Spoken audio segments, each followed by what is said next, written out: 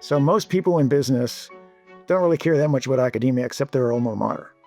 And most people in academia, even in marketing, have relatively little interest in real life business. But if you get the few people that really are interested, you get that subset of people together, you do amazing stuff. Welcome to A History of Marketing. I'm Andrew Mitrak, and this week I'm joined by Bill Moult, an entrepreneur and executive who has been CEO and president of companies across advertising research, demand forecasting, brand metrics, and media measurement. Bill earned his MBA from Wharton and his doctorate from Harvard with an emphasis on marketing. He spent decades at the center of the marketing data revolution, from old-school test markets to pioneering sophisticated data models that can predict a product's success or failure before it even launches, working with major clients like Procter & Gamble. Bill also served as president of the Marketing Science Institute, an influential nonprofit that bridges the gap between marketing academics and practitioners to drive real-world business performance. In this conversation, we talk about all of this and more with evergreen lessons in leadership and marketing insights from Bill's historic career. Now, here's my conversation with Bill Moult. Bill Moult, welcome to A History of Marketing. Well, thank you. I appreciate it, Andrew. I'm delighted to be part of it. I think what you've done already is really ambitious, and if I can help in any way, that'd be great. I'm sure you can. I'm so excited to speak with you. You've had this amazing career as a marketing research executive and an entrepreneur, and you've intersected with foundational organizations, Ipsos, which is one of the world's leading market research firms, Nielsen, which is a name everybody's familiar with, the top analytics firm, and the Marketing Science Institute, a nonprofit that's been brought up on the show in previous episodes that brings together leading marketing practitioners and academics into one forum. So I'm hoping to use this conversation to cover your career and the life and times of Bill Moult and use your career in marketing to explore these institutions and the evolution of marketing research and the industry more broadly. Does that sound good? Fair enough. You and I were talking before this video started, but I'm going to go back to your first interview, which was Phil Kotler, which I would say, Andrew, was a great choice. And I'm fortunate to know Phil from my Marketing Science Institute days. But the reason it was a great choice was he had gone through a much more intense educational experience than I did and studied under Milton Friedman at University of Chicago in economics. And then he went for his doctorate at MIT, where he studied under Samuelson. I mean, both giants, obviously. Mm-hmm. And the thing that Phil could have worked anywhere because he had smarts, he had drive, he had charisma, and he certainly learned a heck of a lot about economics. But he chose to work in marketing. And the reason he did that in part was because he recognized that there was some science in marketing. Over time, there's been a lot more science been developed into marketing, and marketing science in particular as a part of the field. So I worked in marketing science in almost my entire career in different kinds of marketing science. And it was during periods of time when those different parts of the industry were started developing. I never had an interest in a mature business. I was too much of a risk taker. So I liked stuff that was either a startup or a turnaround. Mm-hmm. And fortunately for me, there are plenty of those opportunities that happened in the marketing science field. So I felt that my, starting with my work at Wharton, it prepared me for taking a scientific view of marketing and marketing research and marketing analytics. And that's pretty much lasted through much of my career. Yeah, I was very fortunate to speak to Phil first. How do you not responded so quickly and wanted to do an interview with me? Who knows if this podcast would even be happening? So both, for his contributions to the field and also his textbook was the first major textbook that I had in marketing, and his impact on this podcast. Yeah, I'm very, very grateful for Phil Kotler. Do you remember what edition you had? 14. I had 2. The second edition. Now, when he wrote his first edition, I was in the Marine Corps. I was in 1967. So it wasn't too long after he did the second edition. So I'm really humiliated that yours is much more recent. So back to your career and your journey, you went into the private sector, and the company that you joined or that you became president of was called Bases. It's all capital BASES. And so you built this organization, you led this research organization, and I think this was in right around 1980 that you joined, and you grew it throughout the 1980s. Can you just share what Bases was and what drew you to this organization? Okay, it is BASES. I think most people there pronounce it bases, Okay, but my mistake. that's no, it's fine. I'm sure there are people that pronounce it different ways. But I wouldn't say I built it. I joined it very early. It's very important to say kind of where it came from. So there were 3 or 4 key executives at Booz Allen. And BASES actually stands for Booz Allen Sales Estimation System. One of them was Jack Brown. One of them was Lynn, who is a very, very talented statistician, mathematician, econometrician. And one of them was Reg Rhodes. And they started Bases as a business. And then they asked me to join. And then I was there 3 months, and they asked me to become the president. It was maybe my favorite organization in my career. And I was there about 10 years. And we took it from, I wasn't there to take it from 0 to 1 or 0 to 2, but I was there to manage it from 2 million to 20 in the first 6 years I was there. And then it grew again by a factor of 10 and more after that, and became the leading new product testing and forecasting company in the world. So it was a real success story. We Yeah. weren't the first one in the business. We had some very good competitors, but we managed to do a lot of things pretty well, and we relied very heavily on the data that was available, not just to our company, but to our sister company, AdTel, a cable testing company, and others that had this amazing new scanner data and scanner panel data that was coming on the market. And we Great. figured out how, Lynn really figured out how to make some magic out of the depth of that data, working with things like what was called a repeat decay curve, trial repeat, purchase cycle, and all that kind of stuff. And ended up being able to forecast new product sales really well.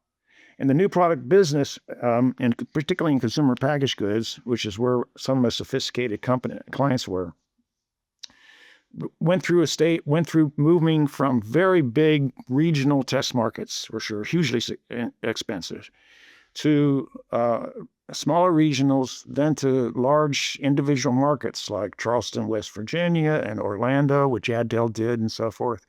And then Behavior Scan came along and said, let's make them really small market. This is Information Resources in Chicago. And they went to, very, very small markets, about 8 or 10 around the country, and figured out how to make it effective, even on a much smaller scale. Meanwhile, the stuff the Bases worked on and competitors of ours were called simulated test markets. And they figured out how to do this without even a test market, but get very deep survey research, very extensive analysis, and were able to forecast sales before the product was even ready to be into the marketplace. Great. And that took off because it was economically so viable. And so it's just such tremendous leverage. But the other reason it took off was when people went to test market, there was something important that happened. They were so committed to this thing as a company. These are the clients like Procter & Gamble and Kraft General Food and so forth, that no matter what happened, they were going to go national. And that was a really bad idea, and it lost them a lot of money. So the earlier you could make these things provide answers and predictions, the more likely they're actually able to drive the prediction, as opposed to not really end up driving have a good decision. Yeah.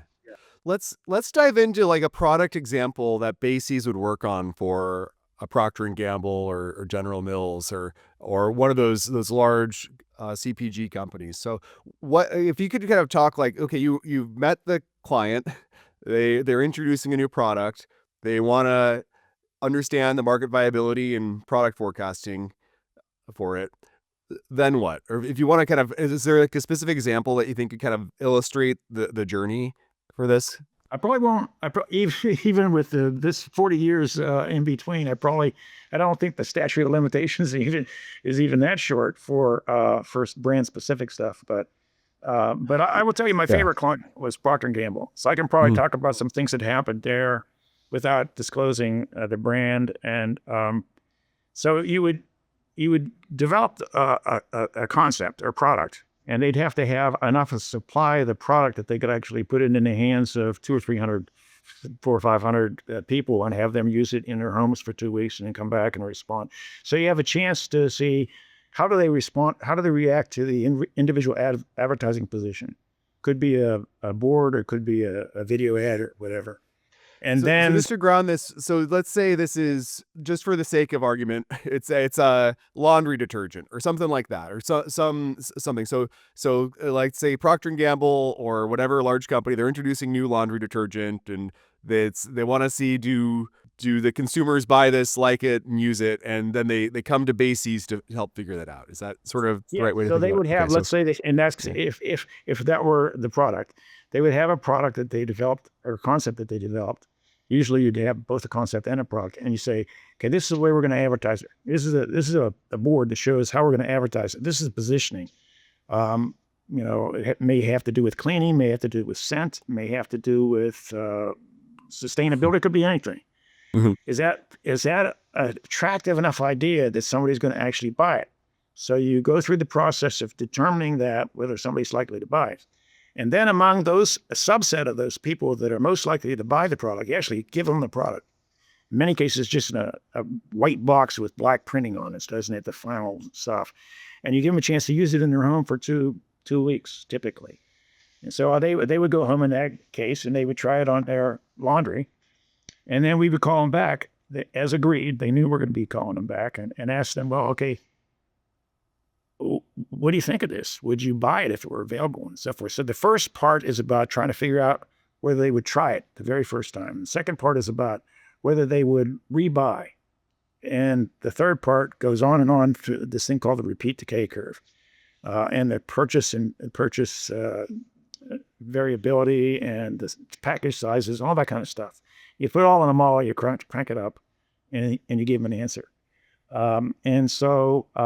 Both of those things, they're based on empirical research that says when people say they're going to definitely buy something, actually, a lot of them don't. And after use, there's also thing ask questions like definitely, probably, would buy, and so forth. And the same thing is true, but the percentages are totally different. And you need to learn how to do that by looking at literally hundreds of new product introductions, and you link these databases. Right. One that I'll give you, I won't say specifically what the company or the product was, but we did this product, and we knew that this was a very, very high profile product and an initiative within the company, and I was presenting it myself. We go into this presentation of the outcome, and usually there might be 5 or 8 people in the room or whatever. There were 40. And we already read, you could read in the press that the world knew this company was going to be introducing into this new sector for them. It was a big deal. But once I saw 40 people in the audience, it kind of filled out the story. And one of the things that happens is you have to have the concept, how you're going to present it. You have to have the product so they can take it in their home and use it and so forth. But you actually have to have a very, very good understanding of how they're going to introduce this product, how much money they're going to spend, how they're going to advertise, how they're going to promote, and so forth. And it's like, I don't know, 25 pages long as a detailed time. It's really hard for them to do it. And it's an unpopular part of the process, an essential part of the process. So they did that, and they laid the entire thing out. And the single most important thing in that marketing plan was one question we asked: what is your minimum business requirement? What will it take for you to get in your first year of retail availability?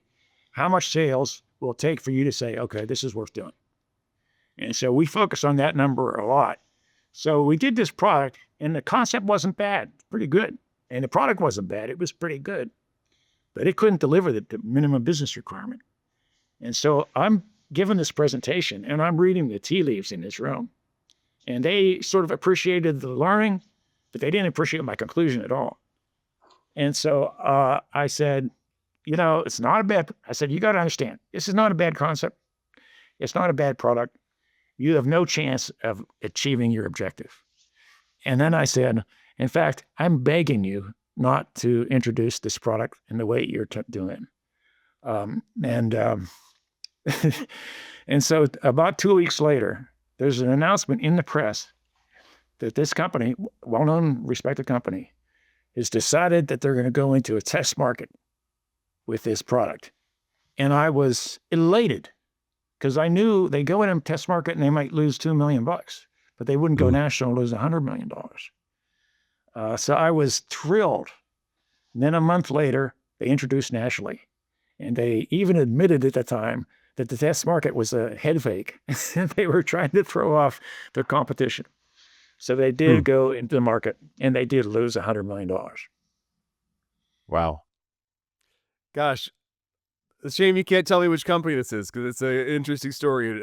But so as a forecaster, you kind of have to tell clients what they don't want to hear sometimes, and it's up to them whether they listen to your advice. That was a company that didn't listen to your advice. Are there any examples of companies that, take a laundry detergent example, or that, hey, we did the study, this doesn't clean the clothes well enough, go back to the drawing board? Or do they change the product? Do they change the advertising? Do they change something else? Do they decide to just kill that one and do something different? What are sort of the outcomes that a large company might do? You must have read the stuff. All of the above, Andrew. All those different things happened. And the thing that was nice about bases was it was early enough and it was inexpensive enough that they could iterate and they could go through this stage more than once. So yeah, there's some huge, a lot of the products introduced during the 80s, 90s, whatever, a lot of the most successful products had been bases tested. We couldn't tell anyone they were bases tested, but sometimes the clients did. And they would even go into the retailers and say, you should give us some credit for the fact that we've tested this thing carefully.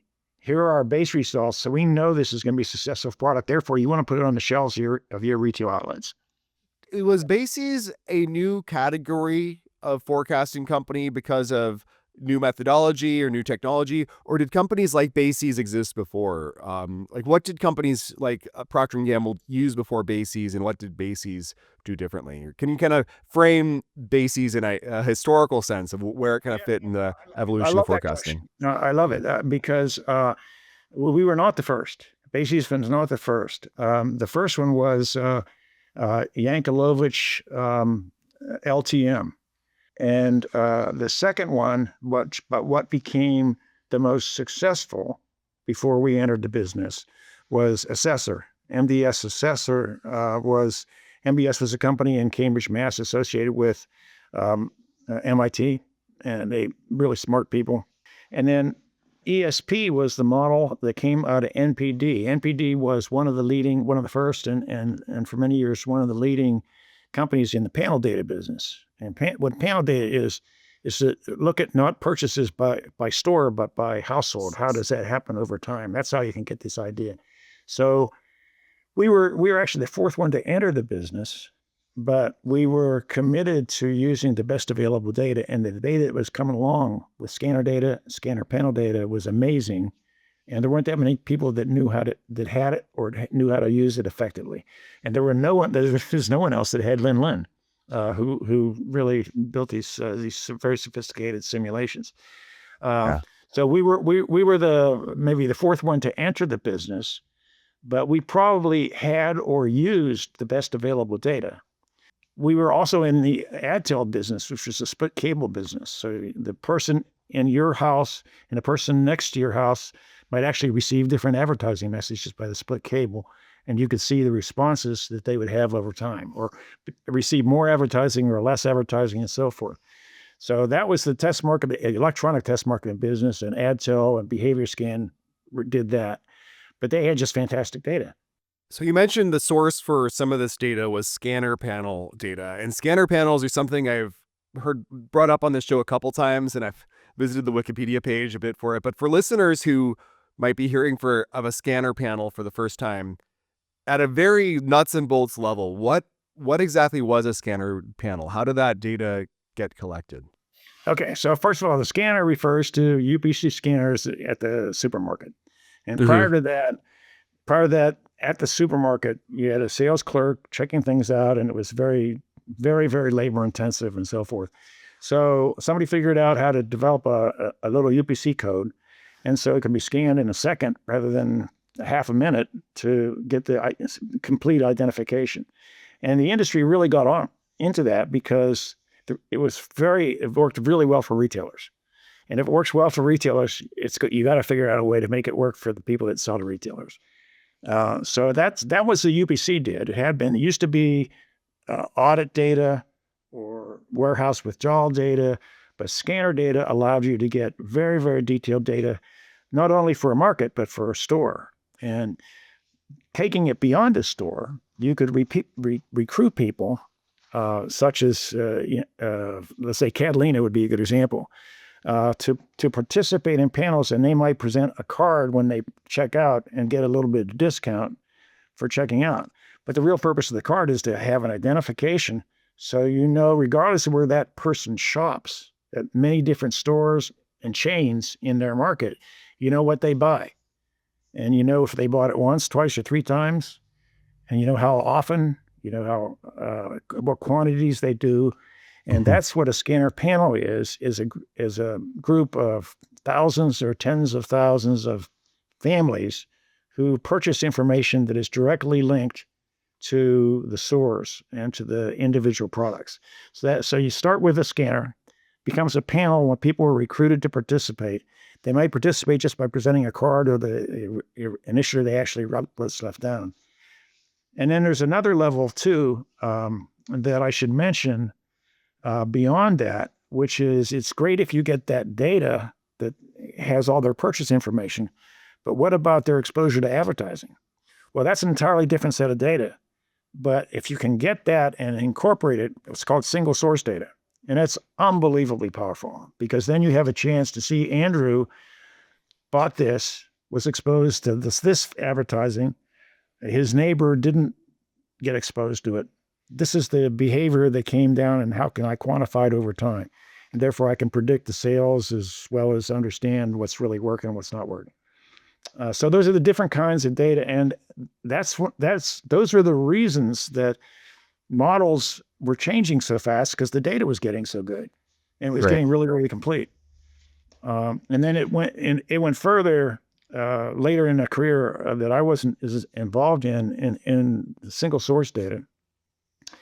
And a woman by the name of Leslie Wood does the best analysis on that. And there was a project that was done. I'm jumping way ahead because that was what happened later in my own experience. But single source data ended up and continues to be a really powerful tool that's used particularly by consumer packaged goods. So this intersection of scanner data, panels, single source data, it was all kind of coming together in around the 1980s, and kind of creating innovation in the accuracy of forecasting with models like those that Bases was pioneering at the time. And from Bases in the 80s, you went to ASI, which was an advertising research company, where you became their president and their CEO. So can you tell me about this move and ASI and what advertising research looked like at the time? Every job I did, Andrew, was either a startup or a turnaround. This one was a turnaround. When I joined, the people at ASI didn't know we needed a turnaround, but you could see it from the outside. So the history of the advertising testing business, it had actually started a company called Burke, and it was really sponsored by very visibly sponsored by Procter and Gamble, and it measured what they called related recall. So I show you an ad, and I ask you, ideally within the program, a television program, ask you to watch a program, agreed that you will talk to us the day later. What Burke did was call you the day later, ask you about the program, and they really weren't interested in your answers to that. And then they asked you about the advertising you remember from that program. And in particular, what they really wanted to do was get what was called related recall. Does somebody remember an ad, and are you able to correctly associate it with the brand that was actually being advertised? It's a very simple measure, a very important measure. And And Procter and Gamble was pretty visible in supporting that, and that was, I think, the most important reason why that became pretty much standard requirement for many advertisers. But they really used one measure, which is that related recall measure. Then another company came along, and the company was called either ARS or RSW. They actually had several different names, but they also had one measure, but it was a different measure, and the measure was called persuasion. And they said, what's really important is, am I going to change what you buy based on you seeing that ad? And so they would try to relate the exposure to the ad to the brand choice, not whether you remembered it, but whether you changed your brand choice. It was a good measure, but it was one measure. And so it was obvious to me shortly after I joined ASI, if not before, that ASI had not very good people, but they were really losing their momentum. And the reason was this other guy came along and came up with a better measure. So when I joined ASI, shortly after I joined, it became clear to me that we had to change. And so we had one company with one measure, another company with another measure.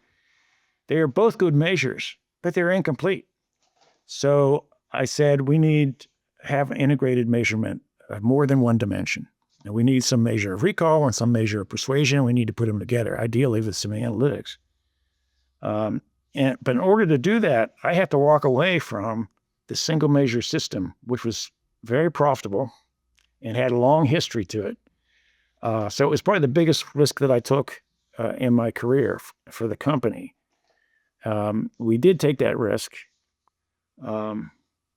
This one I will tell. I'll tell you a Procter & Gamble story because they're so important. We not only changed the system to have multiple measures. I made the decision that we would wait until we had an unbeatable combination in the business proposition, the analytics, and everything else before we go back to Procter & Gamble. Because ASI had some of the early Burke people as a part of the team at that point. So they were familiar, but we waited 5 years. And we went back after 5 years. We said, we think we're ready to show you something that we think is better than anything that we've done before, but anything that anyone else has done before. And incorporates these multiple measures, and it links them to actual sales response based on market mix modeling and a few other things like that. And the same thing happened there that happened in all cases. When the real thought leader client in the industry changes, people tend to follow. And so ASI managed to grow very dramatically after have gone through this difficult period. Mm-hmm. Then I went to the owners of ASI, and these guys were great. Terry Elks and Ken Gorman. Terry had been the CEO of Viacom before Sumner Redstone bought Viacom and ran it himself. And I love these guys, and they were really good to me, and they were pleased to see what was happening with ASI and so forth. I said, I need a meeting with you guys sometime soon. So I met with the two of them, and I said, Terry, Ken, I said, I've loved working with you guys, but I've got to tell you, I've come to the conclusion that to fill myself out as a business person, I really need some international experience. And I know ASI can't provide that. We don't have the resources, the wherewithal to go international. For that reason, I'm giving you 18 months notice. And Terry said to me, Bill, thank you. We hear you. Give us 24 hours to respond. So we went back 24 hours later. I had no idea whether they were going to just kick me out or what. And Terry said, Bill, we have decided that we would rather sell the company than replace our chief executive. And you can decide who to sell the company to. So I was blown away that they would say that. And fortunately, there were 4 companies in the industry who, once they knew we were available, who were very interested. And 3 of them were very willing to have this crazy president or CEO at that point have a tour in some international company. And the one that ended up buying ASI was Ipsos, which is based in Paris. not too bad a choice. Hmm. And that's what we did. We sold it to Ipsos, and I got a chance to spend some time in Paris. So there's a lot that you covered in this, and I want to kind of go back to what you were saying at the beginning of ASI is that they had been measuring one vector, which was recall, and so how well could an ad be remembered at all? Important, but insufficient potentially. And then a separate competitor was emerging, and they're measuring persuasion, and which is kind of more about like the ad's effectiveness in a way. So you have to remember it, and it has to persuade you for you to make a purchase. And so this is sort of building a more multi-dimensional model for ASI's product offering. Is that sort of the right way to think about it? Is like that you kind of took those two and brought them together? Were there any other dimensions involved? Those two, but more importantly, to linking it directly to response. So Yeah. I knew the people with the data. I knew the people that had the modeling. We brought in some fantastic modelers, and we were able Yeah. to not only use these two measures, but to combine them in a way that was empirically derived and related to actual sales effect. So no one Yeah. had done it before, and so that was a pretty good combination. At ASI and advertising research companies more broadly, who were your main customers at this point? Were you primarily working for a CPG company like you were with Bases? Were you working with advertising agencies? And within customers, who was your key stakeholder? Was it a marketing department? Was it somebody who's overseeing advertising? Was it finance? Like what did that relationship look like, or who was like the primary connection point? Well, it varied a little bit, but primarily the clients of those sorts of things, the lead Yeah. clients of those sorts of things are consumer packaged goods companies. And the reason is that's the industry that has the best data. So they know how to Sure. get the most out of the data. And it requires these models and these capabilities and these talented people.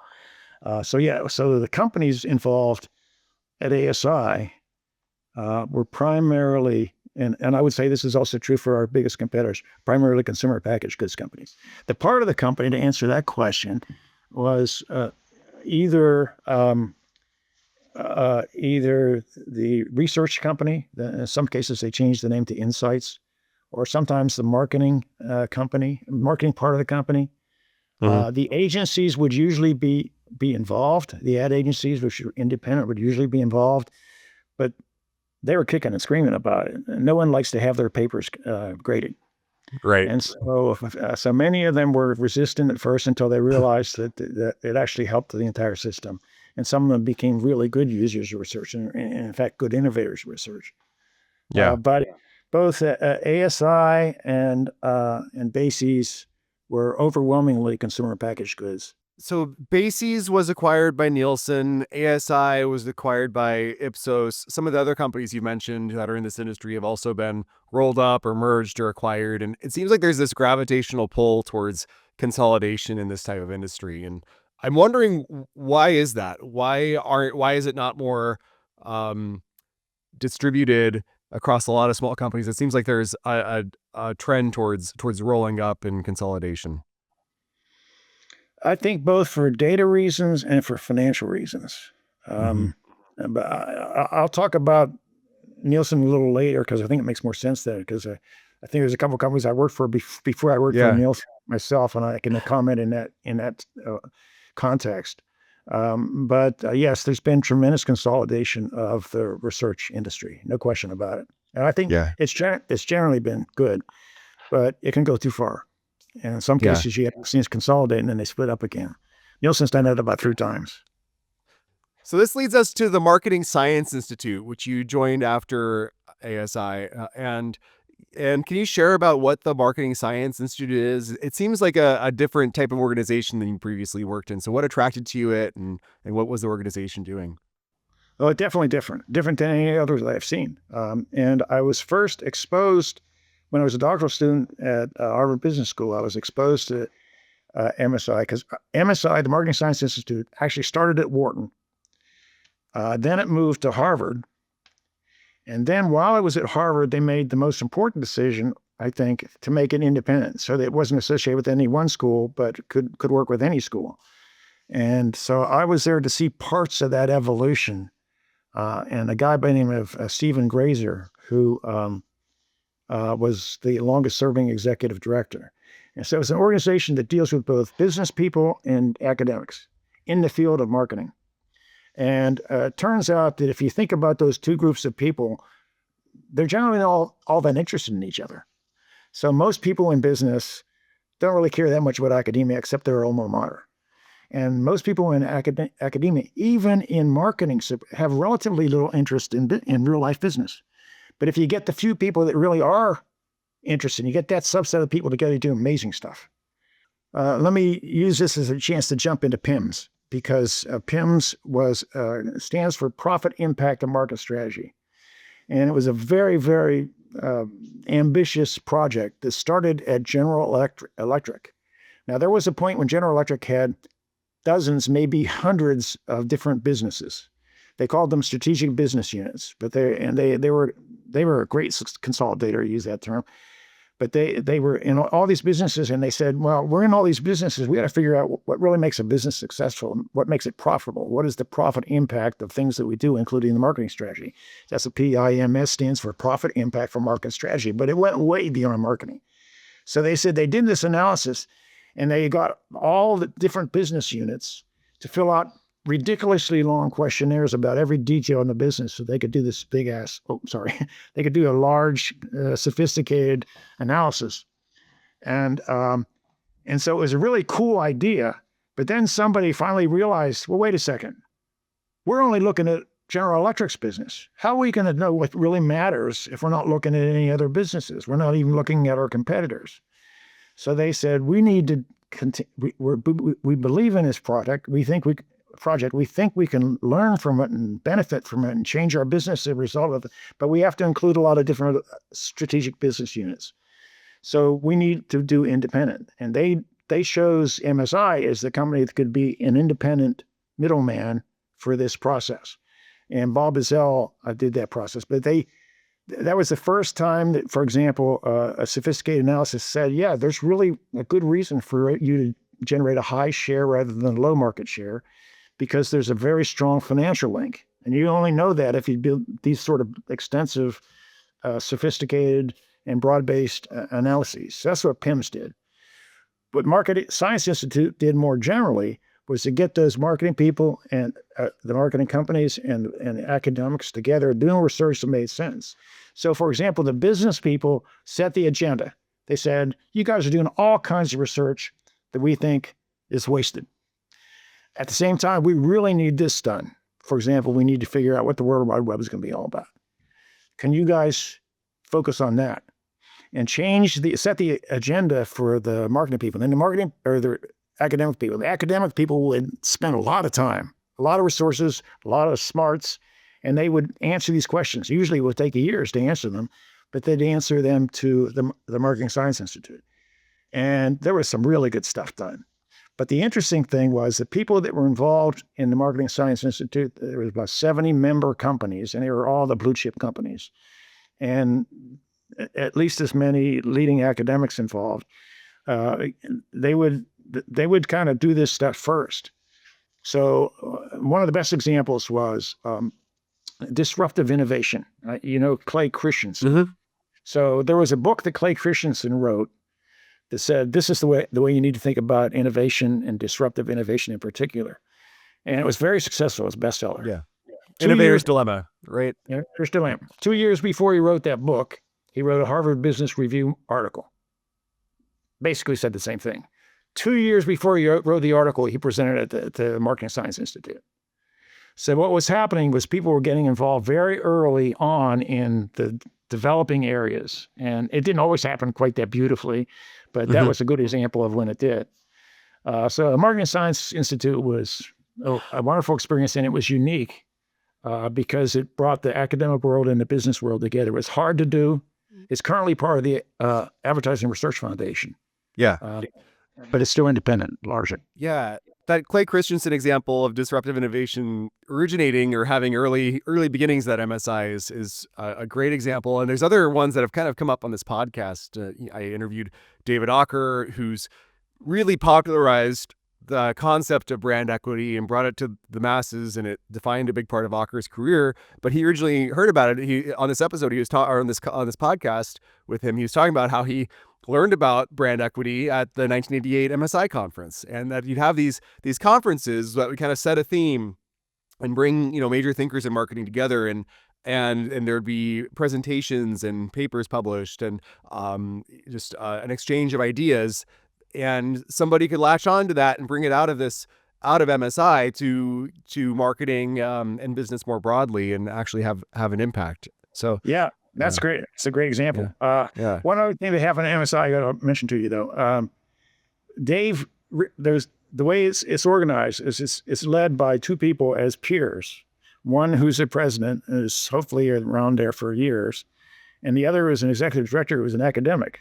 And we tried to serve both groups. And I was the president for a number of years, and there were two different executive directors while I was there.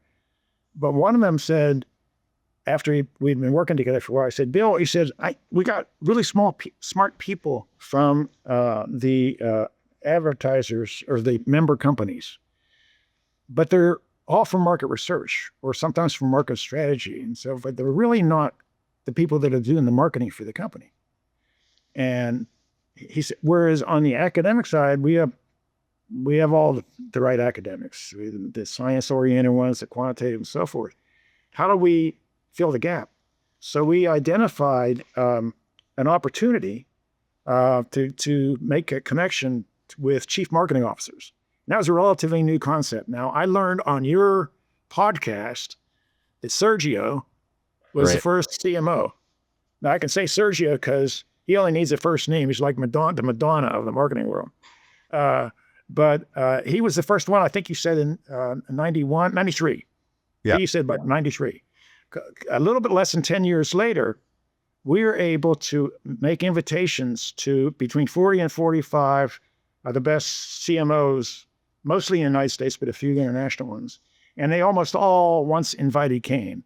And we got them together with some academics. It didn't last forever, but it went a few years, and it was really good because it got the marketing people, not just the marketing search and the marketing analytics people, connected with the academics.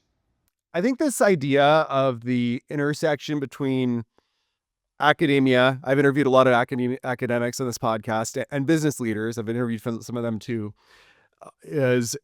it's an interesting idea where I feel like it's an evergreen challenge to get them to speak and connect and communicate. And that connecting academia to the real world is just an ongoing thing where it doesn't seem to happen as much within the field of marketing. If I think of other areas of the sciences, in biology, a breakthrough that's a published paper can all of a sudden spin up a new biomedical or pharma company. It can really be productized. And similar in computer science, a white paper on AI can spark a whole revolution in a field. And that just doesn't happen quite as often in marketing. And why do you think that is? Why do you think it seems to be an evergreen challenge that we need institutes like MSI to kind of bring these people together proactively because it's not happening naturally? Why do you think that is? I don't know. Yeah. I share your frustration that it doesn't happen more often than it does. And I think some of the things that happened in Silicon Valley, where especially Stanford academics were very closely involved. I don't know that it just hasn't happened in that way in marketing or marketing research. One example is in a guy by the name of Michael Ray. Do you know him, or do you know him by reputation? Okay, so he was a marketing professor that focused on advertising, but he went to Stanford, or spent much of his career in Stanford, and he ended up being a guru in the area of innovation. So for whatever reason, he was interacting with a lot of the right companies in Silicon Valley, and they were a heck of a lot more interested in innovation than they were in advertising. And so he basically changed his focus as an academic guy. I think there was a different environment there, but no, it's frustrating. But I also think it represents an opportunity, and some people make it work really well. Yeah. Okay, I'm going to jump ahead a little bit and talk about Nielsen, because you were the president of Nielsen Media Analytics and Knowledge Collaborations. You were also the CEO of a company called Interscope Research, which you later sold to Nielsen. And you've had based on your LinkedIn, had some advisory roles within Nielsen. And Nielsen is one of those companies that even before I got into marketing, you'd hear about Nielsen, you'd hear about Nielsen ratings. And I think a lot of people have heard about Nielsen, but it has always been a little bit of a mystery to me what they actually do at the end of the day, how they actually work. And so can you help demystify Nielsen or kind of speak to your time there? What do they actually do? What was your role within Nielsen Well, as that's well? a tall order, Yeah. Andrew. I was kind of hoping you'd demystify for me. Yeah. Now, Nielsen's an amazing company, or companies, and it started really by two guys that were phenomenal in terms of their impact: A.C. Nielsen, Arthur C. Nielsen, and then A.C. Nielsen Jr. And what they did, among other things, they created the concept of market share. So they said all these companies are doing their own thing, they're selling their product, whatever. They think they're doing well. They don't know if they're doing well, but they really need to understand what everyone else is selling, not just what their company is selling, but everyone that competes with them. And so we're better off if we can gather data that measures the sales, not just of your company, but every company that's in that category, and then compares them and tells you not just what are you doing in things of sales, what are you doing in terms of market share. Market share turns out to be a very strong concept. So they did that, and starting with, this is way before Scanner Day, they started with audits, and they did those audits, and then they succeeded in that business to the point that everybody felt that that was required really to run their business. They would have to get that data. And then they found that the same opportunity existed in media. It wasn't enough to just know something about your viewership. You needed to understand competitive viewership or listenership or whatever it is in order to do together. So they started Nielsen Market Research, Nielsen Media Research. Those companies have been together or separate, and together or separate multiple times in the history of those companies. And they come up with good reasons why they should be together. And then for a while, it doesn't work and they split it up, whatever. It's separate now. When I was there, it was together. But they're interesting partly because of the capabilities they have. But I'll tell you, one of the things that's underestimated is how good the people were. So I'm going to use two or three examples here. One guy is, you will recognize his name, but for the wrong reason. His name is Dave Calhoun. And Dave Calhoun has been very visible for the last 3 or 4 years because he was on the board at Boeing after he left Nielsen and after he left Blackstone. He was on the board of Boeing when Boeing crashed 2 737s. So they asked him to get off the board and run the company, become the CEO, with the idea that all the problems that Boeing had would go away. Well, they didn't go away. So Boeing's had a very, very difficult time. And in my view, Dave's got too much of the share of the blame for what was really could be explained by a lot of things and a lot of people. He was the best CEO I ever encountered in my career. He was CEO when I was at Nielsen. And when I was at Nielsen, that was one of the periods of time when they were all together and they were creating real value from being together. I'll give you another example. The quality of some of the people that were there, both what they did before, during, and after their Nielsen thing. One of the best examples is Steve Hasker. So Steve had been a very successful consultant at McKinsey, and Dave Calhoun knew Steve. I think they worked together on some stuff. And he said, Dave said to Steve, I was very fortunate. Dave, was very fortunate that I learned a lot from Jack Welch when I was at General Electric. And when I was running around two or three different businesses that Dave ran while I was there, I learned from him a lot. He says, Steve, you've been a consultant at McKinsey, helping people understand what it takes to run a company well. Would you actually like to do it? Because he says, I think I could teach you as much as Jack Welch taught me. And that was, you have to jump at that opportunity. And Steve did, and he did really well there. And now, so as an example, now he's the CEO of Thomson Reuters. So there's a lot of quality in people, but they also had both opportunities and challenges, partly because they were in these different businesses. Both businesses were changing. They had different cultures. They're very, very different cultures. And the media business and the advertising business and the marketing business, these are different animals and some of the people involved. But the quality of the people and the resources that they had that they could be linking these databases made it a really interesting but also challenging business to be involved in. I was fortunate, I think, to be involved. So I Yeah. came in to start a business. So in these two businesses that they call watch and buy, watch is the TV or internet or whatever, and buy is the UPC scanner data. There's two different businesses, separate sometimes, together sometimes, whatever. One of those businesses, the buy business, the UPC scanner data, had built over time a lot of good analytical services, and the other had built none. And the media business was saying, these are how many people are watching your show, and that's pretty much it. I mean, I'm obviously exaggerating, but there was a a total disconnect between the level of analysis and support of that sort on the buy business versus on the watch business. So he asked me if I come in and build a business on the watch side. And I said, yeah, I'll try. And I found that there were three relatively small businesses that were going on just in a very custom basis. We pulled those together. We built some other capabilities and built some standardized services. And, some of them did pretty well. I was only there about 3 years, and they have gone through one or more of these combinations versus separations since. So I can't tell you exactly what the status of it is now. But as one more example of the quality of the people, I had the pleasure and the honor of starting the media analytics business for Nielsen. My successor in that role as president of Nielsen Media Analytics was Karthik Rao. He's a CEO of Nielsen Media today. So I was fortunate in the quality of the people that I got to interact with and the stuff that we did there. And I have very good feelings about a company that's been complicated and, as you said, a bit of a mystery to people off and on for many decades.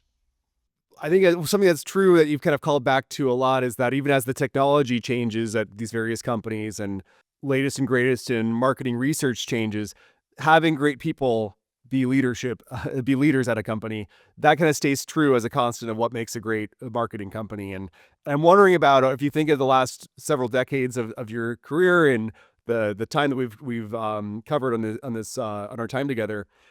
There's been all this change in, we haven't even talked about the internet that much, and all sorts of changes in the marketing and advertising and research landscape.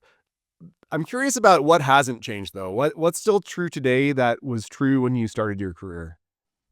But the most important thing in my career is the people that I dealt with. And I was very fortunate there. So what hasn't changed is this is a business that's going to succeed or fail based on the quality of people, the level of their commitment, their ability to work as a team. I think that remains true. The data's changed. A mathematician might say things that haven't changed at all. That is, you're all really crunching numbers in a different way, but they're all the same underlying things. But if you're looking for a constant, I would say I'd choose the team every time. I think that's a great message to wrap up on. Bill, it's been such a pleasure speaking with you. I really enjoyed it. As did I. Thank you so much. You take care. Good luck with this entire initiative. A History of Marketing is written and produced by me, Andrew Mittrack. If you'd like new episodes delivered right to your inbox, visit marketinghistory.org. There you can also find transcripts of every conversation, including helpful links, images, videos, and other blog posts about marketing history. You can send me an email at hello@marketinghistory.org. If you'd like to support A History of Marketing, consider leaving a review on your favorite podcasting app, or better yet, tell a friend about the show. Thanks for listening.